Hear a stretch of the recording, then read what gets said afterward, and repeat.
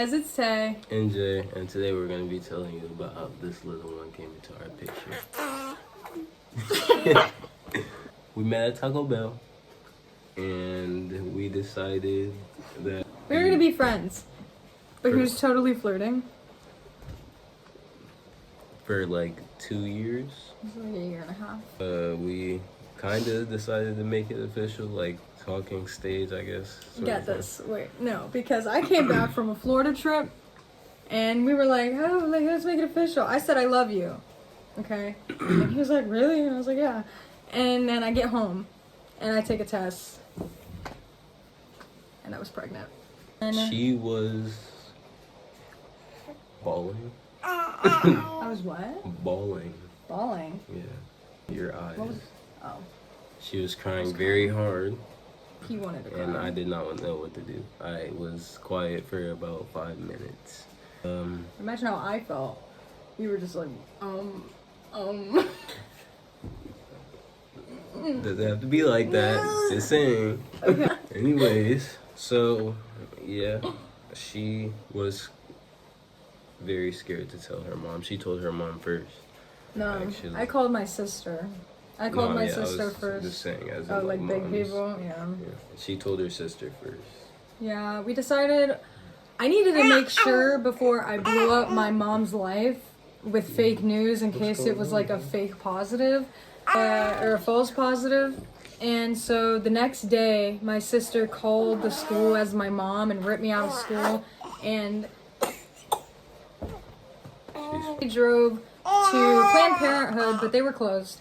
So we went to Walmart and we got one of those clear blue digital tests, and it came back positive. So then I knew I had to tell my mom, and she cried. She cried and she felt like she failed me, but I don't know. I don't think it had anything to do with her. And then me, on the other hand, the first person I told was my best friend, Asa. I told him because I knew he wouldn't tell anyone, and we didn't want anyone to know at first, like you know, school-wise, because we were still in school. We actually, when I first told him, our first reactions was dead laughter, because my initial thought was, what am I going to tell my mom? So, and then we went to tell my mom, so I was terrified. We both were kind of terrified. So we walked up to his mom's door, and we knocked, and she opened the door, and we were like, we got something to tell you.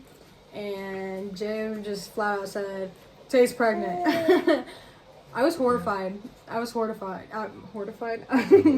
Yeah. She started laughing, hysterically, like crouched, laughing. I was so scared. I was scared for my life. I wasn't ready. I didn't know. Well, I was getting ready for a hug, a punch, I love you, get out, everything. I was terrified. But at the end of the day, their moms, like, no matter what age it happens or anything happens, they're gonna love you no matter what it is. So they both took it really good. Both of our families took it really good. I think It took a while, yeah, for my side at least, yeah, to warm up to the idea. Everybody was like, are you ready? You know, it's going to be so hard. And yeah. But, I mean, she's not so bad. As soon as she came, though, everyone was, you know, as they are. So, my pregnancy with her was not great. I was still a senior in high school. I was 17 when I found out. So I was still cheering, I was in marching band and all that extra stuff, and I had awful morning sickness. I had headaches all of the time. It was bad. It was just bad. She took it really well, though. She took it very well. He was like at my beck and call for the entire 9 months. Mm-hmm. Oh, okay. At the end of the pregnancy, I was like 7 or 8 months along. I called my doctor because I had super itchy hands and feet, and I was just itching everywhere. And I looked it up, and it said that I could have had cholestasis, which means I think my liver is producing too much bile, and it could be harmful to her. She could have been stillborn. So we got that tested, and it came back that I did have cholestasis. So then we had to schedule an appointment to be induced. And we scheduled it for July 7th. No, July 6th is when I went in to get induced. That was awful. That night was very awful. Not like, I know it's 10 times worse for her, but it was the morning, because they give you a pill that like softens your cervix, and then they start pumping the Pitocin in. So I took a pill overnight. They woke me up every however many hours, and then in the morning they said that my cervix was soft enough, and then they were going to start pumping the Pitocin. I don't think they knew how quick my body would catch on to that, and I was just constantly contracting. I don't know if this is a TMI. I feel like they might want to know. Oh my goodness. Stand up, look at you in the mirror. Look at... You're so cute. Okay. Oh wow. Okay. So this might be a TMI, but when they induce you, they fill up like a balloon. They put a balloon in you, like a water balloon, but like more durable. And then they like shoot like water or saline or something into it, and to dilate you after they do the Pitocin and shit. And it hurts. It hurts, and then you start contracting, and it's awful. I made it through all of 45 minutes, if that, without getting epidural. I was really trying not to, because, you know, natural childbirth and all that. We told her she was gonna need it. We told her she was gonna need it. She was a very small person. If you guys, like, she's short, and she was skinny. That doesn't make and then, little, contractions make it any different. No, I'm just saying, like, the pain of the baby, we were just telling you, like... Oh, coming out? Yeah. I mean, she wasn't, like, awful either, yeah, you know what I mean? But, yeah, she didn't want to get the epidural at first, but eventually ended up getting it. And that was awesome. Yeah. It was awesome. I was so zen after that. There was plenty of pictures and videos, actually. Yeah, it was very peaceful after the epidural, but, and I don't know, I dilated pretty quickly. I was staying at about 4 centimeters for about 2 hours, and then the next hour was 6. They checked in another hour, and I was 10. So then they were like, "Are you ready to have a baby?" And I was like, "What?"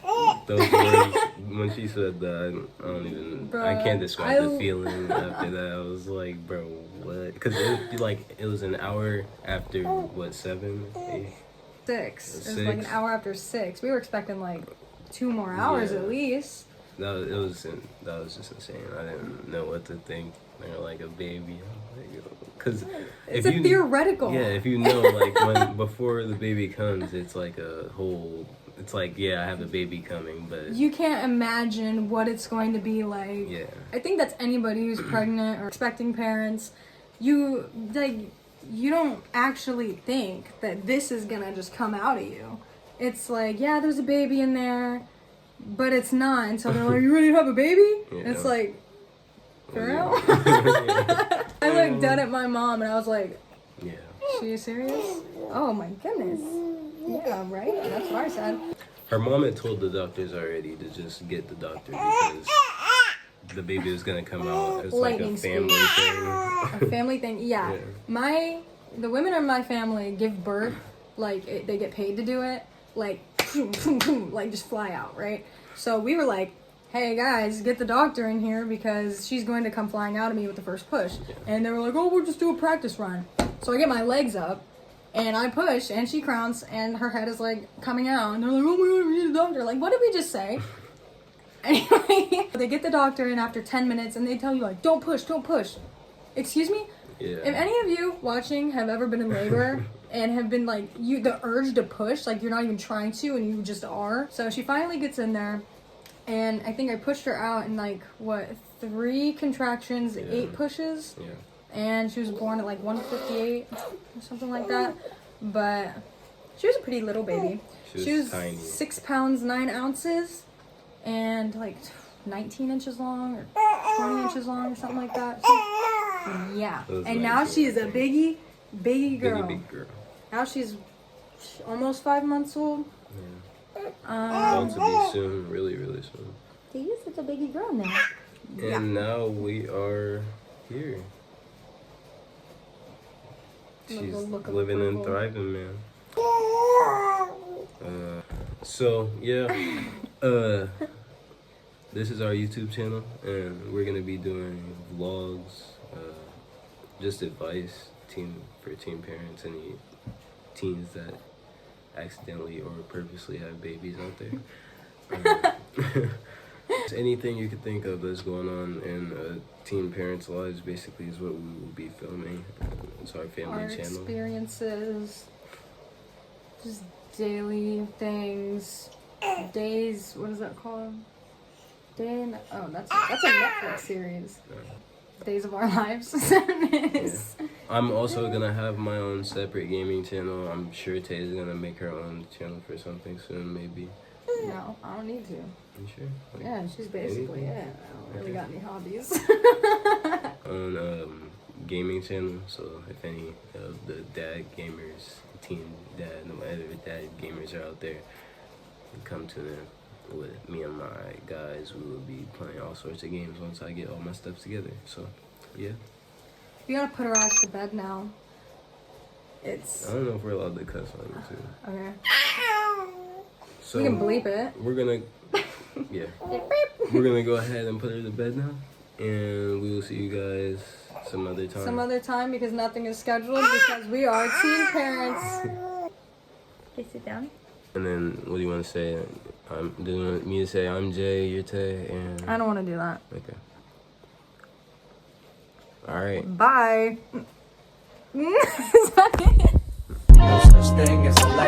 Okay, so me and Tay just got done editing, and we forgot that we did not introduce Vienna at all. Her name is Vienna. Vienna K. Harper. Yeah. That's it. That's all we wanted to tell you. Goodbye. No such thing as a life